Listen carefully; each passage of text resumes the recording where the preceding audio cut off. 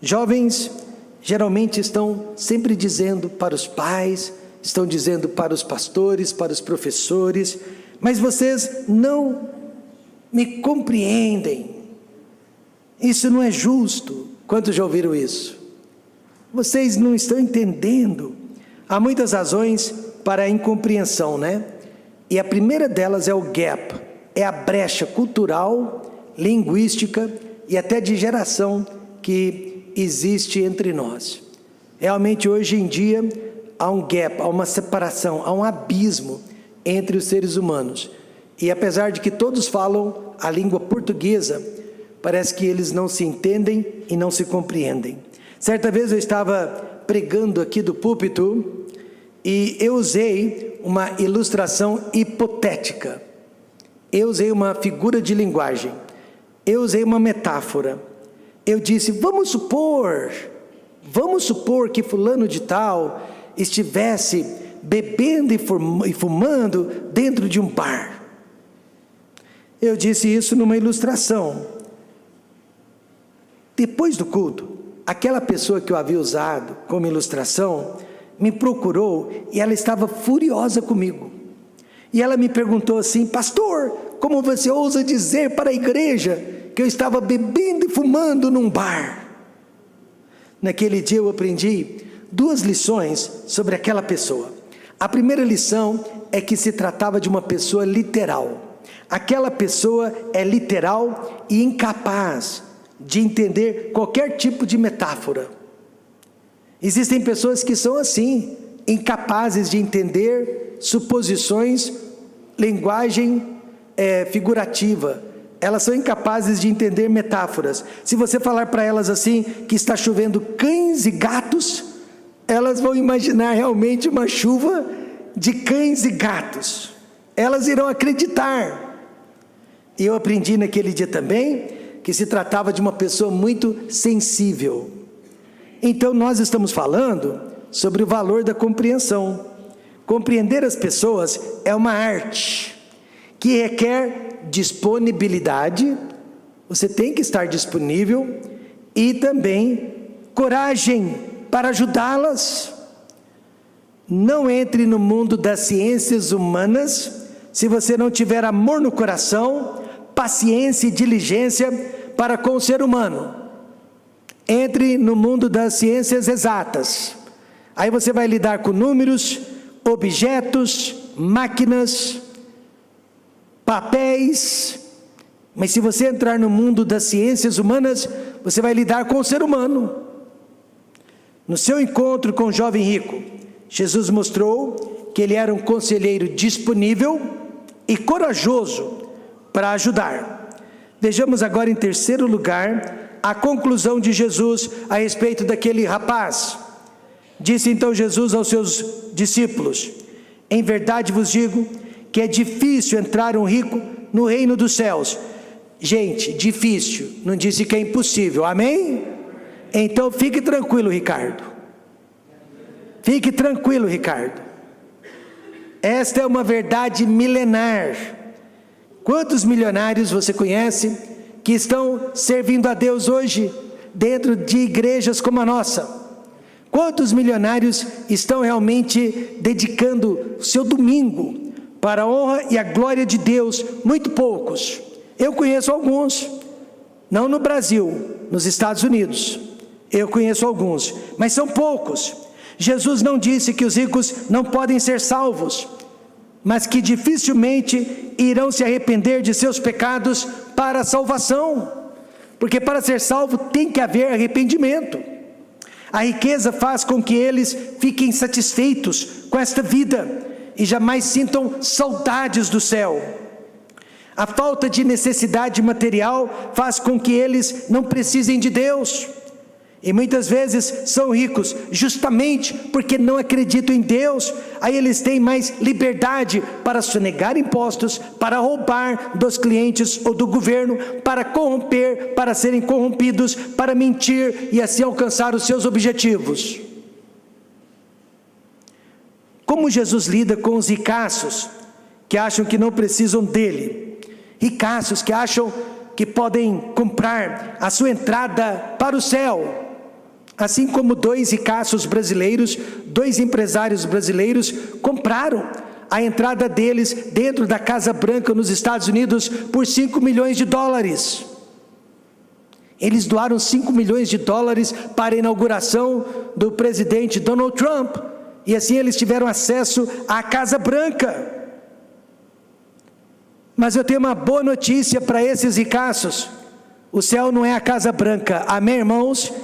E Deus não se vende, amém, irmãos? Como que Jesus lida com os ricaços? Zombando deles. Verso 24: e outra vez vos digo, que é mais fácil passar um camelo pelo fundo de uma agulha, do que entrar um rico no reino de Deus. Jesus usou uma hipérbole, um exagero. O camelo, você sabe, é um dos animais mais largos que existe, e o buraco de uma agulha é quase que invisível aos olhos do ser humano, principalmente depois de certa idade. O ser humano não enxerga mais, não é verdade? O furo de uma agulha. Então você percebe, Jesus usou de humor. Jesus, ele fez uma piada para desprezar o materialismo daquele jovem rico. Agora, a salvação daquele rapaz está mais impossível do que nunca. Tudo leva a crer que ele nunca foi salvo, e ele está no inferno há mais de 2000 anos. Esta não é a primeira vez que Deus zomba do ímpio. Veja Salmo 2, verso 4. Aquele que habita nos céus se rirá, o Senhor zombará deles. Antes de ser diagnosticado com câncer, o ditador venezuelano Hugo Chávez zombou de Jesus, zombou de Cristo. Disse que sem a ajuda do povo, nem Jesus seria capaz de derrubar o império norte-americano. Hugo Chávez viveu com muitas dificuldades por 2 anos depois do seu diagnóstico, e ele deixou uma fortuna de $2 bilhões aos 58 anos de idade. O ator Paulo Gustavo morreu de Covid durante a pandemia, deixando uma fortuna calculada de R$100 milhões. No auge de sua fama, Paulo Gustavo zombou de Jesus Cristo. Disse que se Jesus Cristo vivesse nos dias de hoje, ele faria parte do show do Pablo Vittar. E sem dúvida, a zombaria mais famosa de todos os tempos foi a do construtor do navio Titanic. Antes de embarcar na sua primeira viagem de cruzeiro, o dono do Titanic, Thomas Andrew Jr., ele disse que o seu barco era infundável e nem Deus conseguiria abatê-lo. O Titanic afundou na sua primeira viagem, matando mais de 1000 pessoas, incluindo o próprio Thomas. Leia comigo, irmãos, Gálatas 6:7, e acredite, todos juntos: não erreis, Deus não se deixe escarnecer, porque tudo que o homem semear, isso também ceifará. Tudo indica que Jesus usou o camelo e a agulha para demonstrar a loucura, o desvario do jovem rico, que preferiu o conforto temporário sobre a face da terra do que a sua salvação eterna no céu. Quem mais fez isso? Quem mais fez isso? Uma igreja. Acreditem ou não, uma igreja fez exatamente o que esse jovem fez. Em Apocalipse 3:17, Jesus falou daquela igreja: como dizes, rico sou e estou enriquecido e de nada tenho falta. A igreja disse isso na cara de Deus. E Jesus respondeu: e não sabes que és um desgraçado e miserável, pobre, cego e nu? A riqueza cega o entendimento de qualquer pessoa que seja. Quem nasce rico, quem fica rico, quem é rico e quem será rico, e quem está no processo de ser rico. Pode reparar que a riqueza cega o entendimento das pessoas. Por isso, o sábio rei Salomão orou a Deus: afasta de mim a vaidade e a palavra mentirosa, não me des nem a pobreza nem a riqueza, mantém-me da minha porção de costume. E a razão que Salomão orou assim, para que ele não negasse a Deus, amém, irmãos? Finalmente, aquele ditado que diz assim: quem ri por último ri melhor, irá se cumprir na vida de todos os ricos que rejeitaram o plano de Deus para a salvação. Eles estão rindo agora, mas Deus dará a última risada amanhã. Duro dizer isso, né? Mas enquanto o jovem saiu triste daquele encontro com Jesus, Jesus se virou para os seus discípulos e contou a piada do camelo e da agulha. Foi exatamente isso que aconteceu. Depois do humor, aí Jesus falou seriamente sobre o futuro dos ricos perdidos. Qual será o futuro dos ricos perdidos? Jesus enfatizou o destino deles no verso 23. Em verdade vos digo que é difícil entrar um rico no reino dos céus. É difícil ver uma pessoa rica sendo salva. Mais difícil ainda, vê-la sendo transformada. E mais impossível ainda, vê-la sendo dedicada às coisas de Deus. A história do rico e Lázaro é uma explicação da dificuldade que os ricos têm de serem salvos.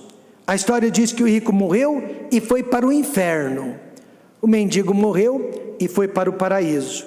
Mas Abraão deixou bem claro na história que o rico não foi para o inferno porque ele era rico.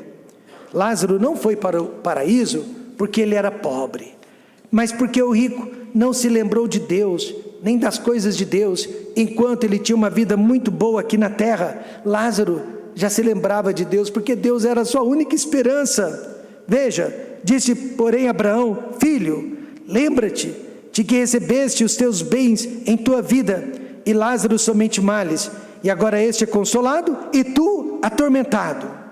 Então Abraão deixou bem claro que foram os bens materiais que desviaram os olhos do rico das coisas de Deus. E qual é o destino, meus irmãos, de qualquer pessoa que se esquece de Deus? Rico, pobre, qualquer pessoa que se esquece de Deus. Salmo 9,17 diz: os ímpios serão lançados no inferno, e todas as nações que se esquecem de Deus. O homem mais rico do mundo, até meados de 2025, talvez ainda seja o mais rico nos dias de hoje, ficou abaladíssimo quando ele ouviu o evangelho de Jesus Cristo. Ele atendeu ao funeral do jovem pregador e influenciador Charlie Kirk, no dia 21 de setembro de 2025. Ele foi no funeral do jovem. E durante a cerimônia, vários pregadores, vários convidados, pregaram expositivamente o plano de salvação, por mais de 4 horas. Hinos evangélicos, pregações bíblicas. E o homem mais rico do mundo ouviu e prestou atenção em cada uma daquelas mensagens. Há vídeos no YouTube mostrando o trilionário dono da SpaceX, isolado, sozinho, pensativo e preocupado com o que estava ouvindo naquele dia. Vamos ver só uma cena deste vídeo. O estádio com milhares de pessoas, pregação, música evangélica, e ele lá, sozinho, ouvindo as pregações e os hinos. Sozinho, ouvindo a pregação e os hinos. Rico ou pobre, meus amados irmãos, a conclusão de Jesus é que os bens materiais dificultam a visão que o ser humano precisa ter de Deus. Que visão é essa? Deus é a nossa única esperança, única resposta e única salvação. Salmo 62, verso 10 diz: se as vossas riquezas aumentam, não ponhais nelas o coração. Essa foi a conclusão de Jesus. Mas o jovem rico não ficou ali com ele para ouvir a sua conclusão. Então, quais são os 4 passos ou as 4 etapas para se compreender uma pessoa? A etapa da aproximação: seja uma pessoa disponível A etapa da confrontação, tenha coragem para ajudar as pessoas de acordo com o que elas precisam. A etapa da verificação, não acredite em tudo que elas falarem, eu guardo todos os mandamentos de Deus desde a minha mocidade. Verifique, você vai ver que não é verdade. E agora, a etapa da solução. Veja, irmãos, a esperança de Jesus no verso 26. E Jesus, olhando para eles, disse-lhes: aos homens é isso impossível, mas a Deus tudo é possível. Aos discípulos, eles ficaram desanimados. Então ninguém jamais vai se salvar. Duas vezes, os discípulos acharam os ensinamentos de Jesus Cristo muito difíceis. A primeira vez foi quando Jesus falou sobre o divórcio. Jesus deixou bem estabelecido que não se pode divorciar. Aí eles disseram: então é melhor que os homens fiquem solteiros, né, Jesus? E Jesus disse: se você tem o dom do celibato, fique solteiro, mas se você se casar, fique com a sua esposa. Amém, irmãos? E a segunda vez foi agora a lição sobre riquezas. Então, se nenhum rico jamais pode ser salvo, estamos todos perdidos? E Jesus disse: não. Deus tem o poder para salvar os ricos. Veja alguns homens ricos que não se esqueceram de Deus no Novo Testamento. José de Arimateia, ele comprou o túmulo onde o corpo de Jesus Cristo foi depositado. Zaqueu devolveu, restituiu 4 vezes mais as pessoas que ele havia roubado para ser rico. Barnabé doou todos os seus pertences e os deu para a igreja que estava em Jerusalém. Saulo de Tarso se desfez de tudo que tinha e aplicou tudo nas suas viagens missionárias. Infelizmente, o jovem rico saiu, antes de ouvir o que Jesus prometeu para aqueles que deixaram tudo por amor a Ele e ao Evangelho. Recompensas eternas para quem serviu a Deus. Veja o verso 28. Em verdade vos digo que vós que me seguistes, quando na regeneração o Filho do Homem se assentar no trono da sua glória, também vos assentareis sobre 12 tronos para julgar as 12 tribos de Israel. Ao contrário do jovem rico, os discípulos abandonaram tudo que eles tinham e tudo que eles eram para seguir a Cristo. Agora então eles queriam saber o que nós vamos ganhar em troca depois de termos deixado tudo. E Deus sabe, irmãos, que os homens compram benefícios. Todos nós que estamos aqui, nós compramos benefícios, quer seja em uma família, quer seja em uma igreja, quer seja em uma empresa. Onde quer que nós estejamos trabalhando e servindo, nós estamos nos perguntando: o que eu vou ganhar com isso? Eu tenho uma esposa, tenho filhos, o que eu vou ganhar com isso? Eu estou na igreja, o que eu vou ganhar com isso? Eu estou trabalhando para tal empresa, o que eu vou ganhar com isso?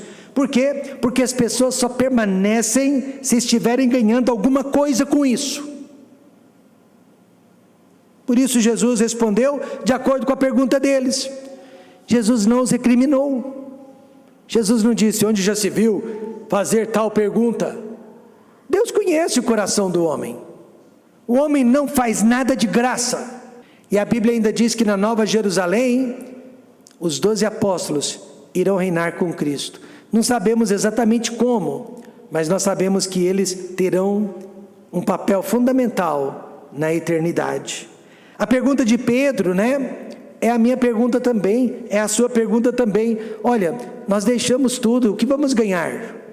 É a pergunta de todos nós, e é essa pergunta, irmãos, que vai determinar onde eu e você estaremos daqui a 1 ano, ou onde eu e você estaremos daqui a 10 anos. É essa pergunta: o que nós vamos ganhar com isso? Veja o verso 27. Eis que nós deixamos tudo e te seguimos, que receberemos? Claro que quando Pedro fez essa pergunta, ele estava pensando nele, João, Tiago. Mas quando Jesus deu a resposta, ele estava pensando em todos nós. Amém? E ele respondeu por todos nós, crentes de todas as épocas. Ele disse no verso 29, e todo aquele que tiver deixado casas, ou irmãos ou irmãs, ou pai ou mãe ou mulher, ou filhos ou terras, por amor de meu nome, receberá 100 vezes tanto, e herdará a vida eterna. Quando Deus me chamou para estudar nos Estados Unidos, eu não queria ir. Eu estava muito bem posicionado no Banco Real S.A. Já tinha passado por todas as carteiras do banco, e eu já estava iniciando, o meu novo estágio na gerência do banco. Eu seria treinado para gerente. E de repente eu ganhei uma bolsa de estudo para ir para os Estados Unidos. Mas o meu coração estava aqui no Brasil, meu coração estava em Ribeirão Preto. Minha mãe na época estava muito doente, então eu queria ficar para ajudá-la. Aí Deus usou o meu pai para dizer: vá, eu vou cuidar de sua mãe. E aquele período em que eu fui, foi um dos piores da minha vida. Literalmente eu comi o pão que o diabo amassou, mas por causa disso também, foi um dos melhores da minha vida. Amém, irmãos? Porque eu nunca senti tanta presença de Deus, quanto naqueles dias. Então foi um dos piores, mas também foi um dos melhores, porque Deus, Ele tirou leite de pedra. Ele realmente transformou a minha vida. E alguns anos mais tarde, Deus me chamou para trabalhar em Goiânia, Goiás. Mais uma vez eu não queria ir. Agora os dois pais, mãe e pai, estavam doentes. Porém Deus não me deu opção. E o que aconteceu? Hoje nós temos pais, irmãos, irmãs e filhos espalhados por vários lugares do Brasil e do mundo. Amém, irmãos? E com certeza já ganhamos 100 vezes muito mais do que tínhamos, e só estamos aguardando a vida eterna. Mas nem todos receberão o mesmo. Haverá algumas diferenças, até por questão de justiça. Recompensas distintas para quem serviu a Deus. Veja o verso 30. Porém muitos primeiros serão os derradeiros, e muitos derradeiros serão os primeiros. Haverá surpresas no tribunal do Senhor Jesus Cristo. Quem você pensa que será grandemente recompensado, não será. Hoje de manhã, algumas pessoas equivocadamente pensam: o pastor Rômulo vai ser grandemente recompensado. Duvido. E quem você jamais imaginou, estará lá, sendo exaltado pelo Senhor Jesus Cristo. Fala-se muito, sobre a reforma protestante, mas você sabia que os principais reformadores não foram conhecidos? Não são conhecidos? Eles também não eram todos calvinistas. Engana-se quem pensa que a reforma era calvinista. Não era. E você sabia que esses reformadores nunca fizeram parte da Igreja Católica? Martinho Lutero saiu da Igreja Católica, João Calvino saiu da Igreja Católica, mas teve muitos reformadores que nunca fizeram parte da igreja estatal da época. Um deles se chamava Balthasar Hubmaier. Balthasar Hubmaier, ele era um anabatista, que foi queimado vivo por não aceitar o batismo infantil, o batismo de crianças. E 3 anos mais tarde, a igreja estatal, não satisfeita, ainda colocou um peso no pescoço da esposa do Balthasar, e a lançou viva no rio Danúbio, e ela morreu afogada. Você já ouviu falar de Martinho Lutero, cuja visão teológica, cuja visão filosófica abriu as portas para o Holocausto na Alemanha nazista. Você já ouviu falar de João Calvino, que acreditava em matar hereges em nome de Deus, mas você nunca ouviu falar de Balthasar Hubmaier. Por isso que eu digo, quando chegar o dia da premiação, quando chegar o dia das recompensas, Essas pessoas que você imagina que foram grandes heróis da fé, vão estar a quilômetros de distância de pessoas desconhecidas que amaram a Deus e deram as suas vidas. Amém, irmãos? E ninguém jamais ficou sabendo delas. Jesus disse: porém muitos primeiros serão os derradeiros, e muitos derradeiros serão os primeiros. Nós jamais iremos compreender as pessoas como Jesus Cristo, né? Ele é onisciente. Nós não somos oniscientes, mas podemos tentar compreendê-las, sendo disponíveis com o nosso tempo, corajosos com os nossos ensinamentos, conclusivos com as nossas opiniões e, principalmente, oferecendo soluções bíblicas para os seus problemas.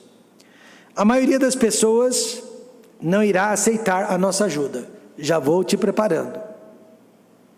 Mas não estamos fazendo isso por causa delas. Nós estamos fazendo isso por causa de Cristo. A lição que aprendemos é que precisamos passar tarefas de casa para todas as pessoas que nos procuram pedindo ajuda. As que realmente querem ser ajudadas farão a tarefa de casa. As que não querem ajuda, mas só querem atenção, vão sair tristes, assim como aquele jovem saiu. Então, nesta manhã nós aprendemos o valor da compreensão. Uma esposa de pastor disse: eu prefiro trabalhar com cachorros do que com o ser humano. É mais fácil lidar com um cachorro do que com o ser humano. Eu disse para ela: concordo, mas Jesus não morreu pelo cachorro, Jesus morreu pelo ser humano. Amém?